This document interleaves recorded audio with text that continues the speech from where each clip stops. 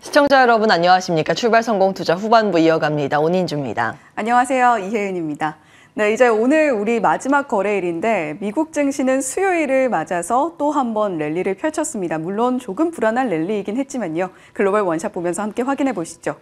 3대 지수는 상승으로 마무리를 했습니다. 다우존스 지수가 0.3%, 나스닥과 S&P 500 지수는 각각 0.1%가량 상승하는 모습을 보여줬는데 그래프를 보면 아시겠지만 상당히 등락을 거듭하는 모습이었습니다. 하지만 보합권 내의 등락이었기 때문에 미국 증시 거래량이 상당히 말라있는 가운데에서 종목 장세가 이어졌다라는 해석이 나오고 있는데요. 거래량이 지난주와 비교했을 때 절반으로 말랐습니다. 막판에 그나마 매수세가 나오면서 상승으로 마무리를 할 수 있었던 것이고요. 다우존스 지수는 또 한 번 역사적 신고가 안착을 해낸 모습이었습니다. S&P 500 지수도 신고가 영역을 향해서 계속해서 근접하고 있는 모습 보여주고 있고요. 자, 리치몬드 연은에서 제조업 지수를 발표를 했는데 마이너스 11로 시장의 예상치를 크게 하회했습니다. 금리 인하에 대한 기대감이 상당히 큰 상황에서 경기 침체로 혹시 이어지지는 않는지 그것을 가늠할 수 있는 지표는 주시를 하셔야 되겠습니다. 국채 5년물 입찰도 함께 있었는데요. 이전에 4.420%에서 3.810%로 탄탄한 수요를 반증했습니다. 국채 금리 수익률이 이렇게 내려갔다는 것은 국채가가 올라갔다는 것을 의미하기 때문에 10년물도 역시 국채가가 올라가는 모습 함께 보여줬고요. 달러 인덱스도 5개월 만에 101달러 선이 깨지면서 100일 아래로 내려가는 모습 보여줬습니다. 패드와치 3월 인하 확률 이제 90%에 육박하고 있고요. 1월 인하에 베팅을 하는 투자자들도 20%에 육박하고 있습니다. 이런 모습, 사실 글로벌 IB의 애널리스트들은 좀 인하 기대가 지나치게 과도하다라는 경고성 발언도 함께 내놓고 있으니까요. 체크해 보시면 좋겠고요. 머스크사가 홍해에서 운항을 재개했습니다. WTI 원유 선물 하락하는 모습 보여줬습니다. 애플과 테슬라 간밤에 상승이 나왔는데 애플의 상승폭 자체는 좀 작았습니다. 항소법원에서 애플워치에 대한 수입 금지 조치에 대해서 일단 일시적으로 중단한다라는 애플 쪽 손을 들어주는 모습을 보여줬고요. 이에 애플의 소송을 제기했던 마시모의 주가는 떨어지는 모습 보여줬고요. 테슬라는 내년 중반에 모델 Y의 신형을 발표할 수도 있다라는 보도가 나왔습니다. 테슬라 측의 공식적인 이야기는 아니니까요. 이 부분 체크해 보시면 좋겠고 미국도 제약바이오주에 훈풍이 깃들고 있습니다. 아무래도 일라이릴리는 물론 올 한 해 동안도 퍼포먼스가 굉장히 좋았던 기업이긴 합니다만 전반적으로 헬스케어 종목들 오르는 모습 보여줬습니다. 자, 부담은 없다. 이게 무슨 이야기일까요? DS투자증권에서 첫 금리 인하 시기까지는 우리가 랠리를 좀 즐겨도 된다라는 이야기를 내놓고 있습니다. 지금 표를 보시면, 그래프를 보시면 위쪽이 S&P 500 지수의 흐름이고요. 아래쪽 파란 선이 정책 금리입니다. 정책 금리는 계속해서 왔다 갔다 하는 모습을 보여줬습니다만 S&P 500 지수는 꾸준히 우상향 곡선을 그리고 있죠. 일단 보통 금리 인상 후에 인하 사이클에 접어들기까지는 계속해서 랠리가 이어지는 것이 시장이 경험적으로 말해주는 부분이다. 따라서 우리가 인하 사이클에 접어들기 전까지는 일단 트레이딩 관점으로든 랠리를 좀 누려도 괜찮겠다라는 관점 제시를 하고 있습니다. 나스닥 100은 사상 최고치 또 경신해내는 모습 보여줬으니까요. 이 부분도 체크해 드립니다. 내년에는 자금 대이동이 이루어지게 될까요? 지금 미국은 금리 인하기죠. 일본은 금리 인상을 과연 언제 할 것이냐 이 부분에 시선이 쏠리고 있습니다. BOJ가 19일에 금융정책회의 했었죠. 그런데 시장의 예상치보다도 오히려 기존의 입장을 고수하는 모습을 보여줬던 BOJ였습니다. 그런데 시장에선 이제 4월에는 일본이 결국 금리를 인상하지 않겠느냐라는 이야기를 하고 있는데요. 그 근거는 일본의 근원 CPI 그리고 1인당 평균 임금 인상률에 있습니다. 근원 CPI 물가가 사실 잡히지 않고 있는 모습을 보여주고 있고요. 1인당 평균 임금도 계속해서 오르는 모습을 보여주고 있기 때문에 이제는 좀 부담이 된다라는 이야기가 나오고 있습니다. 일본은 연초에 노동계와 재계가 함께 내년에 올 한 해의 임금을 어떻게 결정할 것인지 이야기를 하는데요. 이걸 춘투라고 합니다. 3월 마무리가 되기는 하는데 지금 평균 임금 인상률이 3.2%인 상황에서 노동계 쪽에서 2024년에 우리 5% 인상할 거야 라는 이야기를 하고 있기 때문에 만약에 이 춘투가 이루어지고 난 다음에는 이제 4월 BOJ 정책회의에서는 금리 인상이 이루어지지 않겠느냐라는 이야기 하고 있습니다. 자, 우에다 총재의 발언 간밤에 나왔는데요. 내년에는 마이너스 금리 정책의 종료 확률 0% 아니다. 그러니까 금리를 올릴 수 있다라는 이야기를 하고 있는 것이죠. 일본은 미국 국채 시장의 큰 손이기 때문에 글로벌 자금의 대이동이 이루어질 수가 있습니다. 일본이 국고채 금리를 인상하게 되면 일본 투자자가 미국채를 매도하고 다시 일본 국채를 사들일 수도 있겠죠. 그렇게 되면 미국 국채 가격 하락이 이어지게 되고 다시 우리가 국채 금리 수익률을 계속해서 주시했던 7월에서 10월 사이에 미국 시장의 모습을 다시 한번 재현해낼 수도 있다는 우려가 나오고 있습니다. 일단 간밤에 국채금리 수익률 체크도 함께 해드리는데요. 미국 10년물 3.8% 아래쪽으로 내려왔다는 점도 오늘 시장에서 투자하실 때 참고하시면 좋겠습니다. 자, 코인 관련주들 흐름입니다. 비트코인과 이더리움 이번 9월부터 기점으로 해서 굉장히 빠르게 오르는 모습을 보여줬죠. 그런데 비트코인과 이더리움의 가상자산 가격보다 코인 관련주들의 상승폭이 훨씬 더 거셌습니다. 우리 시장에서도 비슷한 모습을 보여줬을지 한번 코인 가격과 함께 계속해서 체크해 보시면 좋겠고요. 내년에도 랠리를 이어갈 수 있을지 현물 ETF와 관련해서 탄력 받을 수 있을지까지 지켜보시면 좋을 것 같습니다. 자, 산업 뉴스도 간단하게 체크해 드리겠습니다. AI 휴대기기에 대한 이야기가 계속해서 나오고 있습니다. 우리 시장에서도 온 디바이스 AI 이야기가 상당히 크게 나왔었죠. 그런데 애플 디자인 담당 부사장 탄탕이 회사를 옮긴다라고 합니다. 오픈 AI의 샘 올트먼과 그리고 지금 애플에서 또 이직을 해서 새로 회사를 차린 이 러브프롬이라는 회사가 있는데요. 이쪽으로 옮긴다고 하니까 온 디바이스 AI 생태계 더욱더 강화가 될지 한번 체크해 보시면 좋겠고요. 삼성전자가 레드햇과 손잡고 CXL 메모리 관련해서 동작 검증 성공했다. 그리고 포스코 홀딩스 관련한 소식까지 전해드립니다.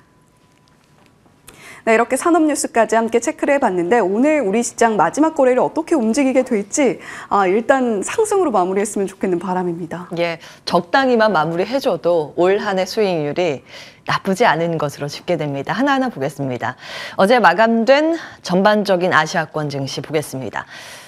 일본 증시 1% 넘게 올랐고요. 홍콩 항생지수도 1.7%의 급반 등세를 보여줬습니다. 코스피가 0.4%, 코스닥 지수가 1.35% 정도의 상승권입니다. 전반적인 상승의 명분들인데요. 어제 사실은 좀 긴장을 하셨던 분들이 계셨을까요? 배당 락 1이었는데 떨어질 락을 이제는 올라갈 승으로 바꿔야 할지도 모르겠습니다. 배당락에 대한 쇼크가 어제 전혀 없었죠. 말씀드린 것처럼 올해 배당제도 개선으로 인해서 배당 기준일, 과거에는 12월 말에 집중됐다면 올해부터는 12월 말과 내년 3, 4월에 분산이 되게 됩니다.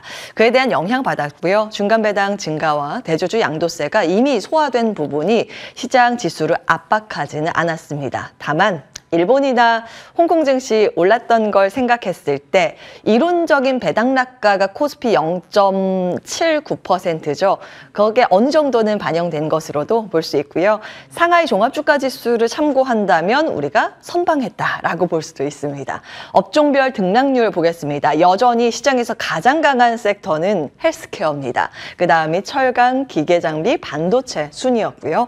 하락 상위는 증권, 보험, 자동차, 은행 모두 배당락과 관련된 고배당주의 성격을 가지고 있는 섹터죠. 그 밖에 건설 섹터, PF 우려감이 고조되면서 요즘 계속 좋지 않은데 잠시 후에 자세히 보겠습니다.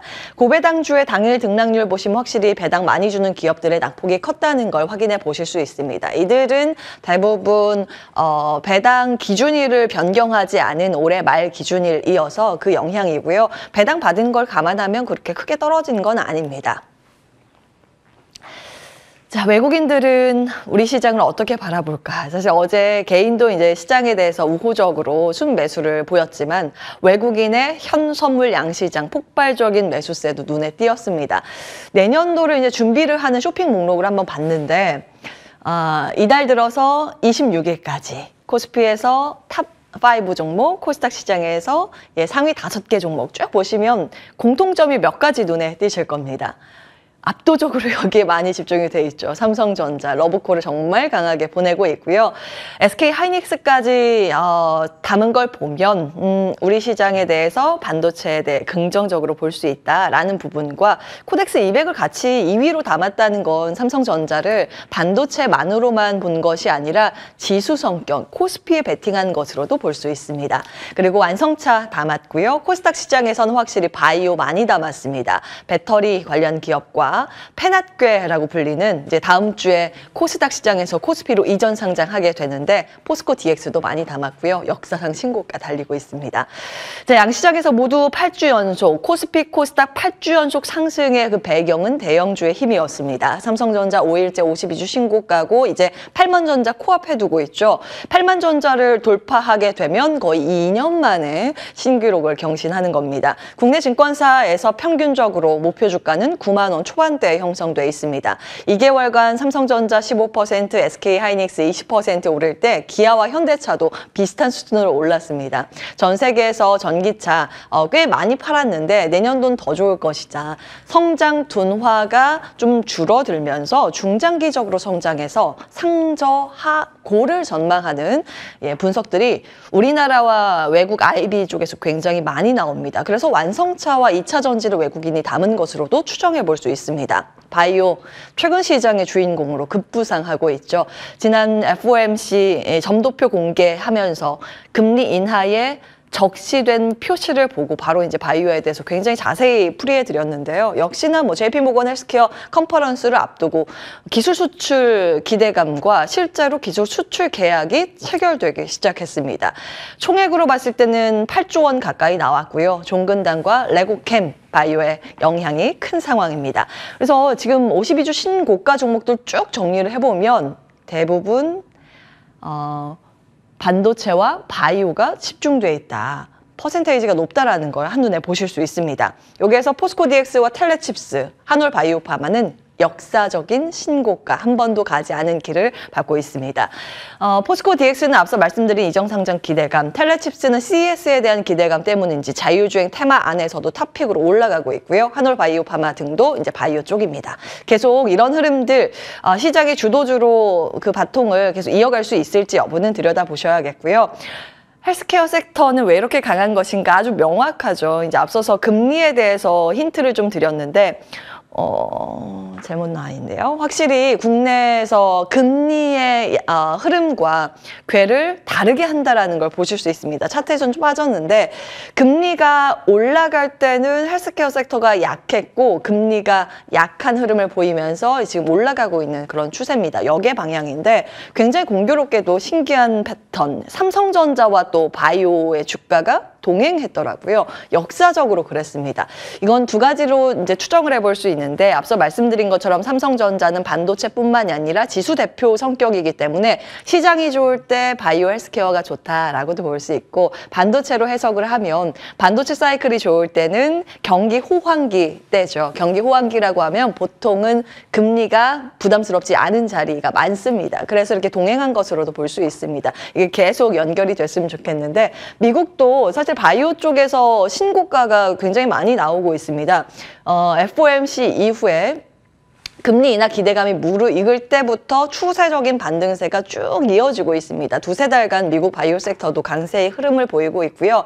여기에서도 기술 수출 체결 소식이라든지 M&A가 굉장히 활발하게 펼쳐지고 있다는 점 확인해 보실 수 있습니다. 이게 잘 보이진 않는데 굉장히 많은 기업들이 M&A를 준비하거나 지금 마무리 단계에 들어갔다는 점도 확인해 보실 수 있습니다.